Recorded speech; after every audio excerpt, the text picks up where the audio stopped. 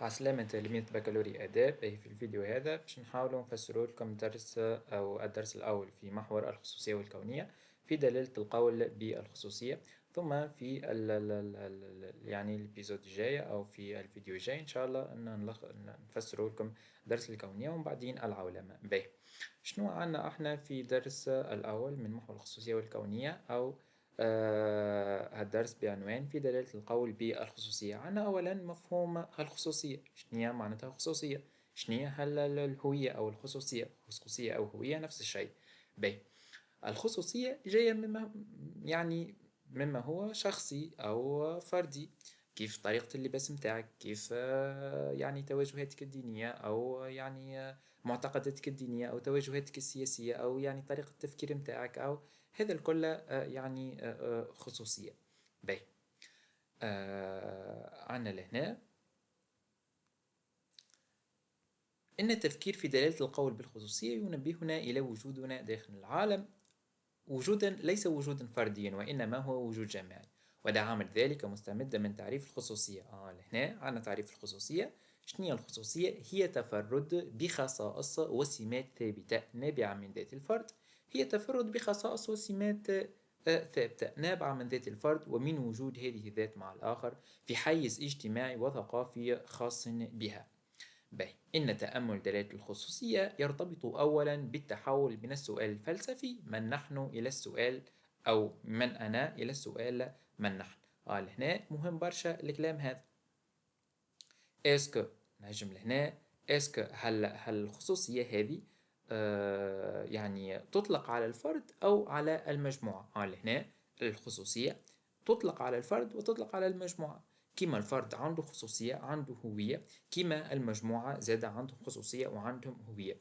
هنا شنو الفرق بين الخصوصية متاع الفرد والفرق بين الخصوصية متاع الجماعة؟ خصوصية الفرد كيف كما كنا نحكيو كي طريقة اللباس متاعو مثلا، طريقة التفكير، المعتقدات الدينية، التوجهات السياسية، هذا الكل تختلف فيه. مثلا انت تفوتي السياسي معين وبوك يفوتي السياسي معين واحد اخر وانتم في نفس العائلة في نفس يعني المكان ساكنين والكل. انت تلبس بطريقة واخوك يعني والا اختك تلبس بطريقة اخرى. لهنا هذا هو اش معناتها خصوصية الفرد، اي اللي تختلف فيه عن بقية العائلة متاعك مثلا.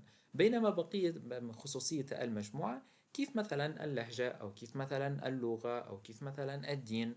فنحن كتوانسة مثلا عنا اللهجة التونسية تختلف عن بقية اللهجات، أو كيف مثلا في الدين أو فهذه كل الخصوصية أو في العادات والتقاليد أو يعني فهذه كل الخصوصية لتميز مجموعة عن مجموعة أخرى.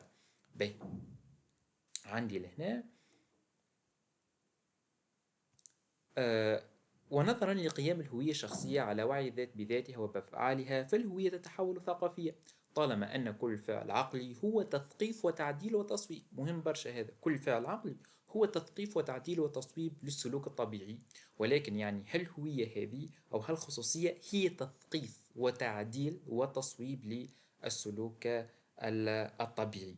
نحن كيف يعني نلتزم بهوية أو خصوصية لذواتنا، فنحن يعني نخرج عن هك الطبيعة أو يعني على هك التماهي مع الطبيعة ونتجاوز يعني التماهي هذاك.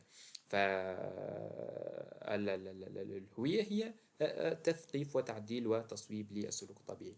تظهر منحطة، ولكن هذه الهوية تظهر منحطة بوصفها إرث، وتجد هذه الهوية المغلقة على ذاتها والمستقلة بذاتها مبرر وجودها في تقديرها بأن قيمها التي اختارت والسلوكيات التي فضلتها دون أخرى هي ما تمثل الكيفية الأمثل للوجود.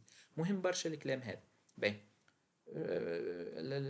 شنو الكلام هذا؟ الكلام هذا هو تعريف للهوية. شنو هي الهوية بلغة أخرى؟ الهوية هي مجموعة السلوكيات والمعايير والقيم اللي تختارها مجموعة ما دون أخرى وتلتزم بها، والتي يعني تعتبرها يعني تمثل الكيفية الأمثل للعيش وللوجود. هذه هي الهوية، هي مجموعة من السلوكيات والمعايير والقيم تلتزم بها مجموعة معينة دون أخرى، ويعني تعتبر أنها تمثل الكيفية الأمثل ولا الطريقة الأمثل للوجود. باهي، هذا هو. حاجة مهمة برشا، وترفض أي تدخل خارجي، ترفض أي إرث. فهل هوية هذه فراهي ترفض أي تدخل خارجي باعتباره إرث، على خاطر هالتدخل الخارجي هذا باش يردها أو باش يحولها إلى إرث، باش يعني يكون فما طمس لهالهوية هذه أو تماهي معها الآخر، أو باش يكون يعني باش تكون هوية موروثة يعني ما عندها حتى قيمة، ولذلك هي ترفض أي تدخل خارجي. على هنا فاهمين جونا باهي. نتعداو لأزمة الهوية. لهنا عرفنا الهوية اللي هو العنصر الأول مهم برشا إنه نعرفوا واش معناتها هوية، ثم باش نشوفوا هل الأزمة التي تعيشها الهوية. لهنا الهوية أو الهوية تعيش أزمة. ما هي أسباب هذه الأزمة؟ باهي، أولا تحمل الهوية فصلا صريحا بين الأنا وبين الآخر، فاستقلال الذوات والتباين بينهم قائم داخل تصور ذهني الذي ينبني على رفض المختلف وإقصاء المغاير من الأساس. مهم برشا الكلام هذا، رفض المختلف وإقصاء المغاير من الأساس. وهذا ما يفيد أن أزمة الهوية يمكن أن تنتج من محدداتها ذاتها. لهنا من أين شنو الأسباب متاع الأزمة هذه؟ الأسباب هذه تنتج أو هالأزمة هذه تنتج من محددات الهوية ذاتها. احنا توا بركة كنا نحدوا فيها الهوية، كنا نعطيو فيها المحددات. شنو هي المحددات؟ هي مجموعة قيم ومعايير وسلوكيات تلتزم بها مجموعة، يعني مجموعة ما، ويعني تقبل أي تدخل خارجي باعتباره إرث. لهنا تنتج لنا أزمة. شنو هي الأزمة هذه؟ هك رفض التدخل الخارجي باعتباره إرث، هك رفض المختلف، هك الإقصاء متاع الآخر والمختلف والمغاير والانغلاق على الذات. فهذاك باش يعطيني أزمة. رفض الإرث هذاك ورفض الانفتاح وراه يعني والانغلاق ورفض المختلف ورفض الآخر ورفض المغاير، يعني بتعلة أنه يعني باش تصبح الهوية متاعي إرث، هذاك باش يعطيني أزمة. باش يعطيني أزمة بما أن شروط مقومة الذات تفترض استبعاد الآخر، بما يعنيه الاستبعاد من إقصاء ورفض للتواصل وتشريع العمر. كيفاش الأزمة هذه؟ باش يصير لك ياك الجماعات متاع المايا مثلا، تدخلوا تو تعملوا ريسيرش على هالجماعات متاع المايا، مازالوا يعيشوا حياة بدائية يعني همجية بين ظفرين، همجية بربرية بدائية، مازالت هك الحياة يعني بدائية، مازالوا ما همش عارفين شنو باقي يصير في العالم، ما همش عارفين على التكنولوجيا ولا الجو اللي نعيشوا فيه هذا الكل. باي، فهذا نتيجة شنو؟ نتيجة أنهم بقوا منغلقين على كل الهوية متاعهم، على ورفضوا أي تدخل خارجي باعتباره إرث، فبقوا منغلقين فقط على هيك السلوكيات والمعايير اللي اختاروها لنفسهم، أو رفضوا أي تدخل خارجي أو أي يعني انفتاح، فهذاك أدى بهم الأزمة. عندنا زاد أزمة أخرى لهنا. تقول لي والله مسير سهلة برشا، ما نلتزموش بهالمعايير والقيم هذه اللي باش تعطيني أزمة. ما دام التزمت بها عطتني أزمة، دونك زي مش لازم نلتزم بها. ولكن لهنا تايلور شنو يقولنا غادي وين يعني باش يزيد الطين بلة، غادي وين باش يصبح الخطر مضاعف. يصبح الخطر المضاعف في نظر تايلور وقتاش؟ عندما لا يلتزم المنتمين بالهوية باتخاذ موقف من وجودهم. إذا كان ما التزمناش بمجموعة المعايير والسلوكيات هذيك، فوقتها وين يكون الأزمة أعمق، وقتها وين يكون الخطر مضاعف، باعتبار أن وقتها باش يكون وجودنا أشبه بالوجود الحيواني الصرف، ماش باش يكون عندنا حتى معنى. الوجود نتاعنا ما عنده حتى معنى وما عنده حتى غاية وما عنده حتى مبرر، باش نبقاو نعيشوا كيفنا، نبقاو أسير تماهينا مع الطبيعة. باعتبار أن شرط حق الهوية فعليا هو الالتزام، ومن لم يلتزم والمعايير والسلوكيات التي اختارها لنفسه يصبح وجوده عبثيا وخاليا من أي معنى ودلالة، وهو أشبه بالوجود بالكائن الحيواني في عفويته وانفعاله الغريزي الصرف. لازمنا يعني نلتزمه. عمال شنو الحل؟ إذا كان ما التزمنا بمجموعة من القيم والمعايير أعطينا أزمة. إذا كان ورفضنا أي تدخل خارجي وكذا، إذا كان ما التزمناش لهنا غادي وين الأزمة كانت معمقة. فشنو الحل هنا؟ بالطبيعة هناك حد بين الحدين، لازم نلتزمه ولكن ننفتحه في نفس الوقت. لازم نلتزمه بمجموعة من المعايير، هذا باش نوصلوا له في الآخر بطبيعة الحال.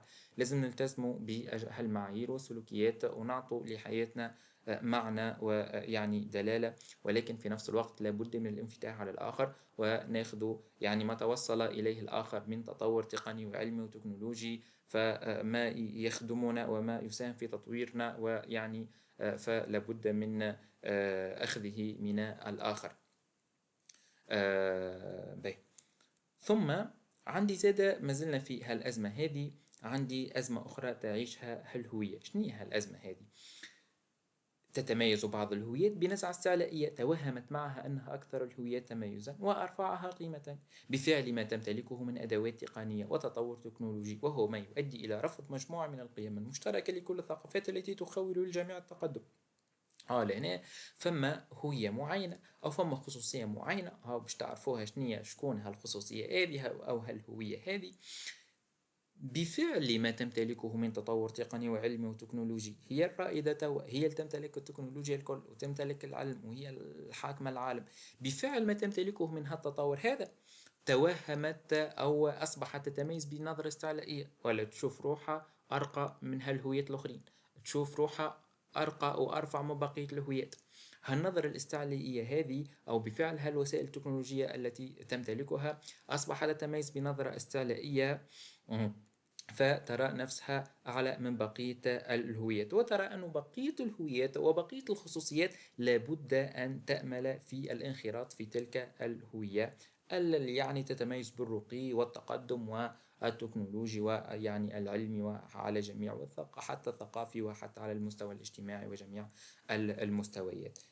أكيد راك معرفتوها الهوية هذه ما يسمى بالمركزية الثقافية، أو اللي هي الثقافة الغربية، الثقافة الغربية، أي قيم لهنا، وهو ما يؤدي إلى فرض مجموعة من القيم المشتركة. ما دام هي أرقى الهويات، دونك لابد من أن تسوق للمعايير والسلوكيات التي تعيشها، لابد أن تسوقها للعالم كامل، ولابد أن تأمل بقية الهويات الكل وبقية الخصوصيات الكل في الهوية المركز هذه أو في الثقافة المركز هذه التي لم تعد هوية أو خصوصية وإنما أصبحت كونية. والكونية لهنا ما عادش هوية مادام تسوق يعني للنمط العيش متاعها والسلوكيات والمعايير والأخلاقيات لبقية الهويات الكل. ولا بد أن يعني هل بقية الهويات أن تنخرط في تلك الهوية، ومن لا ينخرط فيها يعتبر همجي وبربري.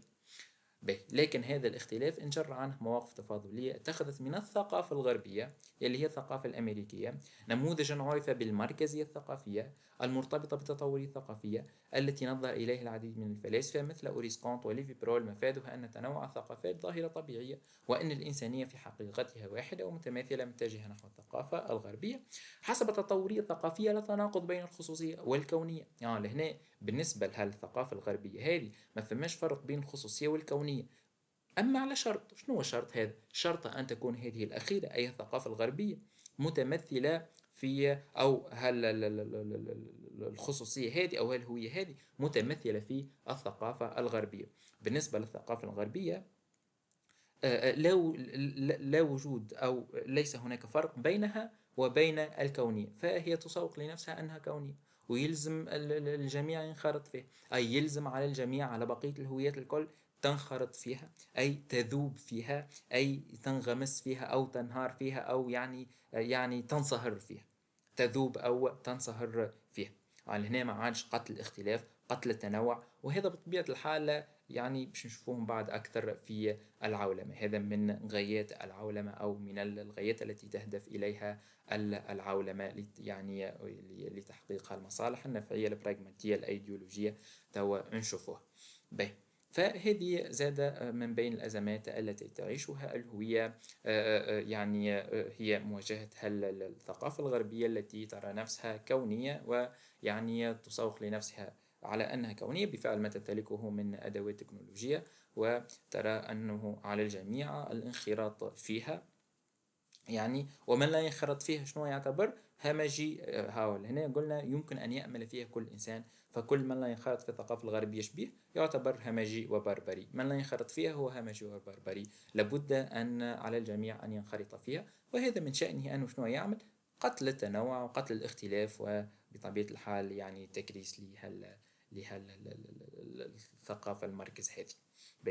هكا كنا يعني لخصنا أو فسرنا، مش لخصنا، فسرنا الدرس متاع الدرس الأول في الخصوصية والكونية.